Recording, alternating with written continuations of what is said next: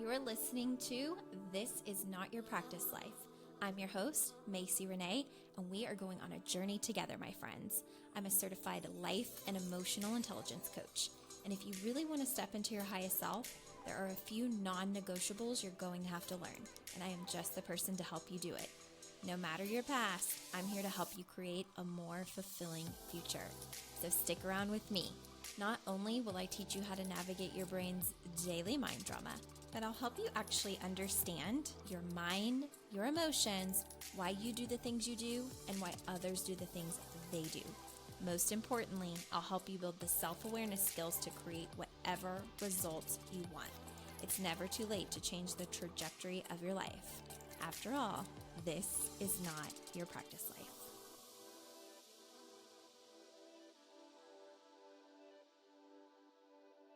Hey friends, have you all ever had someone say something to you that has stopped you dead in your tracks?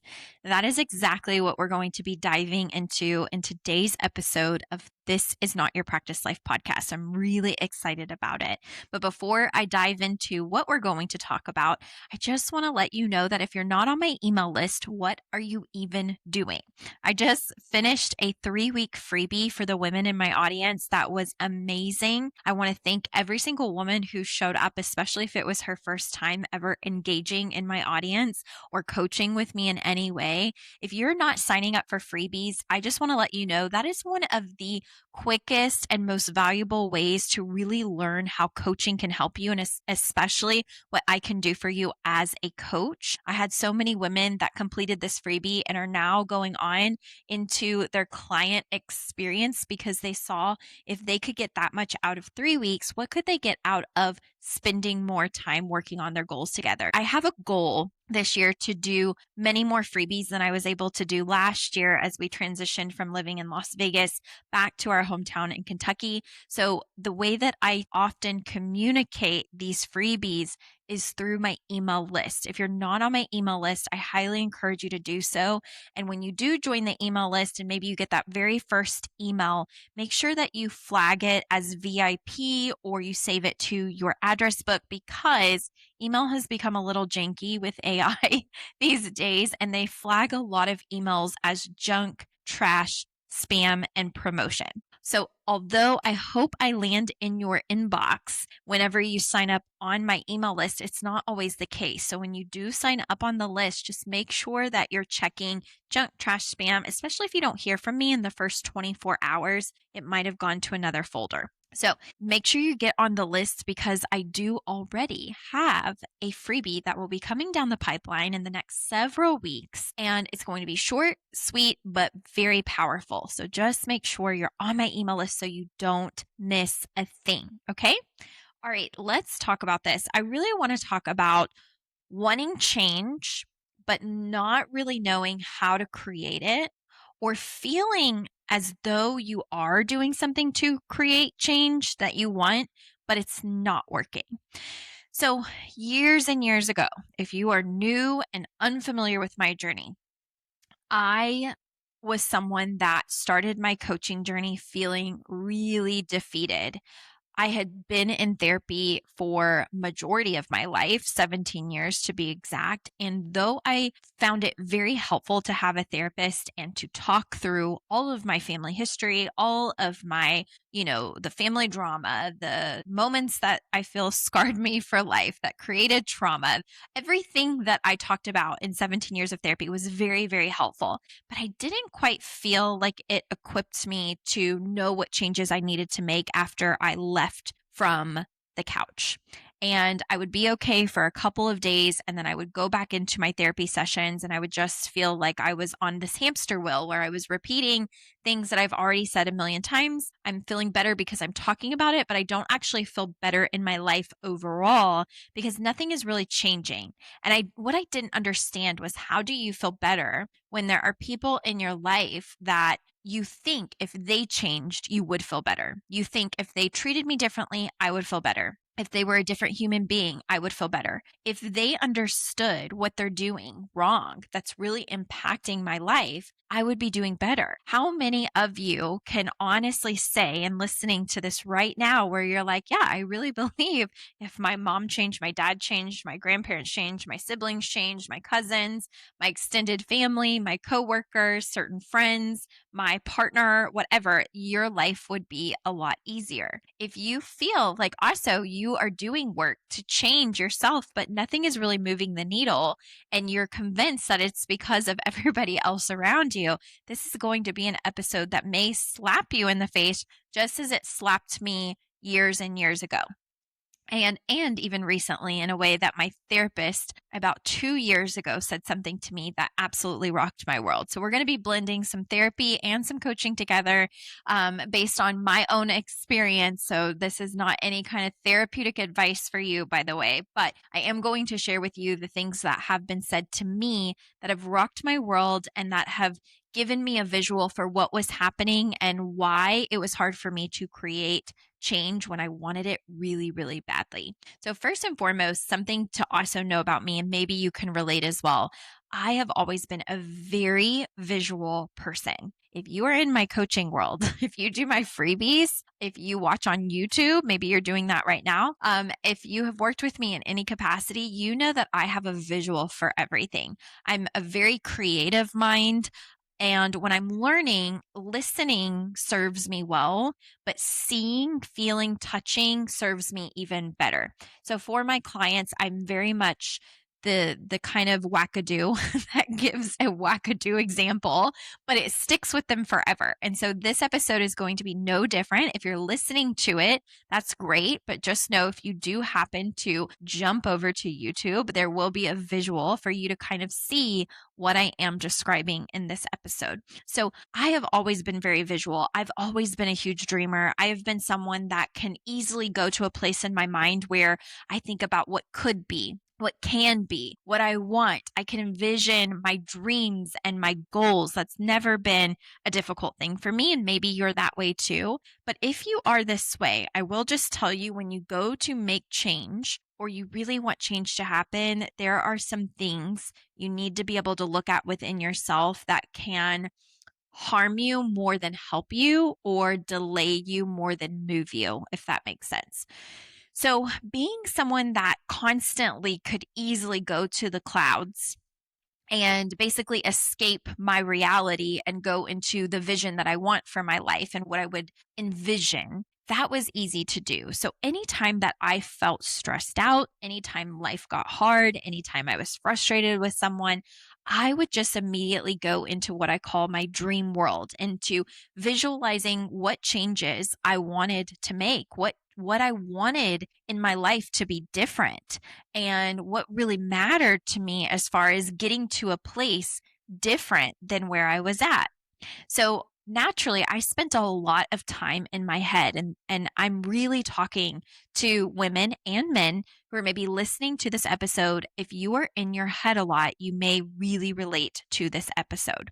So I was very much in my head all the time, because as soon as something felt uncomfortable in my life, as soon as there was an interaction I didn't really like, I wanted to escape it as much as I could and go into, where do I really want to be? What do I really envision for my life? Where do I really want to go? What are my goals? What do I want different in the next 5 years? And that felt very productive. So my story around it was, yeah, I'm always in the clouds, but it's productive. It's thinking about what I'm going to change and where I'm going to go. Now, fast forward, after 17 years of therapy, I took a 1 year break.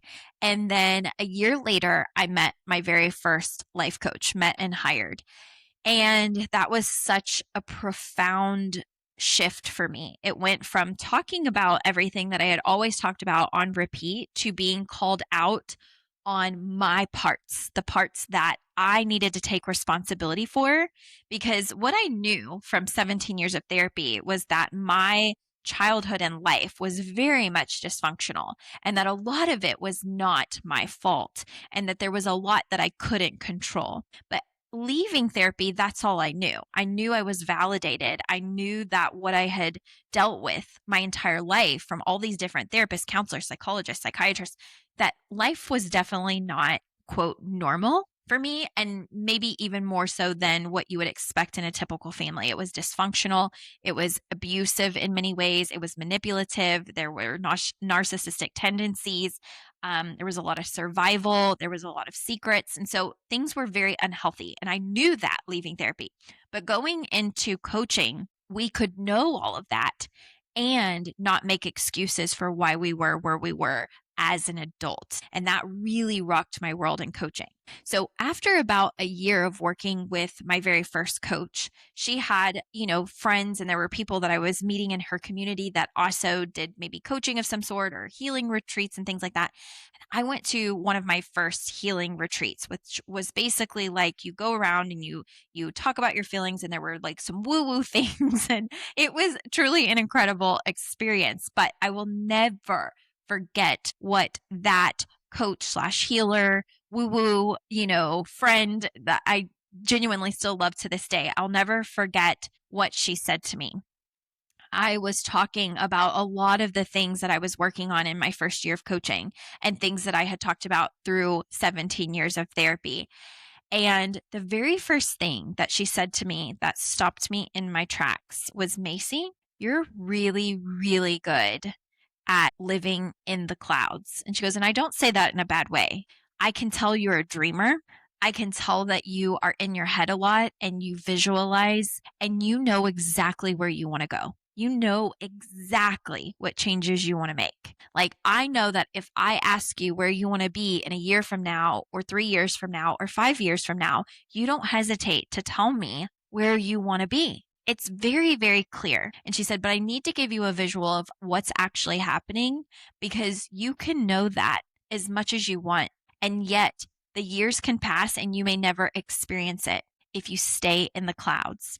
And she gave me this visual that I was basically like, anytime life felt hard, anytime I was disappointed in interactions with my family, or, anything that just was not ideal and didn't match my vision, I would become so uncomfortable in my body. I would become so uncomfortable with the feelings of it all. It didn't match my vision. It didn't match where I wanted to be a year from now, 3 years from now, 5 years from now. Life in reality felt very different than life in my head and where I was trying to go. And so she told me, she said, it's basically like every single time you become emotionally dysregulated and your nervous system gets all flustered, you basically grab a little balloon and you float up with this balloon to this cloud. And you're almost looking down on your life completely disassociated from it. So, like, the version of you that dreams and sees where you want to be is up in the clouds. And then there's the reality of what you actually experience on the ground. She goes, the problem is you cannot create anything that you see for yourself in the clouds unless you go down to the ground. And what you're trying to do and avoid by being in your head all the time or being in the clouds is avoid the ground, and nothing will get built there. She said, what you're going to have to get really good at doing is knowing what your vision is and knowing, why you go into the clouds, but then actively choose to float back down or take the ladder back down into your reality so that you can actually build what you see in the clouds. What she was essentially saying is you cannot disassociate from your body. You cannot leave your body for long periods of time. You can't be in your head constantly and expect that being in your head is going to foster the results that you're wanting by, not being on the ground. And what this brought me to is how interesting, how hard we fight sometimes to escape this discomfort in our life of knowing what we want and what we need to change versus the actual doing. So I created this little visual for any of you all that are watching on YouTube. There's this little visual on my board, and it has the cloud and it has the stick person in the cloud. If you're constantly in your head and you know where you want to be, or you're constantly thinking about where you want to be and the changes that you want to make, You're up in the clouds in those very moments. And that feels good because, in some ways, it's a coping mechanism. It's a coping mechanism of like, I don't like how I feel when I look at the reality of my situation. So let me go into my mind into creating my ideal situation. So, what we do is we go in the cloud and we stay there and we kind of look down like this bystander in our own life and we're watching the reality of what's really going on, but we're fighting with ourselves. I don't want to go down there. I don't want to go down there. I don't like how it feels. I like how it feels up in this cloud. I like what my life looks like up in this cloud. This is my dream life. The reality is, though, you can't create from the clouds. So there comes a point where you have to have, I call it my come to Jesus moment or the harsh reality moment, where the only way to make what's in the clouds a reality in your life is to walk down the ladder. So on my little board, I have a ladder. You have to walk down the ladder, okay? Go all the way down, and you have to be on the ground. So that actually means what you're going to have to learn is truly regulating your nervous system, truly learning emotional intelligence skills, truly learning how to cope in a healthy way, truly learning how to shift your mindset in the moment, truly learning what is actually going to be required of you to heal inside of yourself, to stay down in the reality so you can create the life that you like to escape to when you're in the clouds. And so I had this moment 2 years ago with my therapist where I was disappointed in some people in my life. And I didn't even realize it, but I had almost reverted back to being in the clouds. I would say, like, after this healing retreat that I went to probably a solid 9 years ago or 8 years ago, I did pretty good about being on the ground, like being in the work, being in the arena, as Brene Brown says. Like, I was in my work. I was doing my best not to escape. I was learning all these skills and tools and things that I now, carry on and help my clients understand. I was learning how to really be in my life so that I could change my life. But sometimes when life gets really uncomfortable, we revert back without actually realizing it. And without realizing it, I had reverted back. And I'm so glad because even though my therapist doesn't know this, she said something to me that brought me back to this visual, making me realize what I was doing. And I was complaining about just people in my life and like how they were frustrating me and wanting them to be different and wanting my life to be different and wanting to see myself in a different space in maybe 3 years, 5 years, whatever it may be. And she just had this moment where she looked at me and she said, Macy, don't let vision remove you from reality, or don't let vision cloud your reality. It was some form of that. It was like this mind blowing epiphany yet again, where it was like, oh my gosh, I've been in the clouds. I've been in the vision, and the vision is clouding the reality of what is happening down below.